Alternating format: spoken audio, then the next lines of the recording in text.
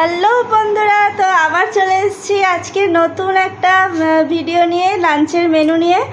তো মাও চলে এসেছে দেখাতে আজকে একদম স্পেশাল মেনু।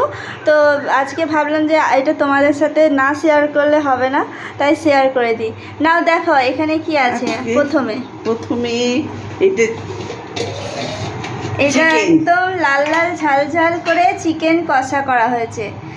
আর এর সাথে আছে এখানে স্যালাড, এই শসা, পেঁয়াজ আর লেবু দেওয়া আছে। আর আজকের স্পেশাল যেটা, সেই মেনুটা তুমি দেখাও, বুঝতেই পারছো কি?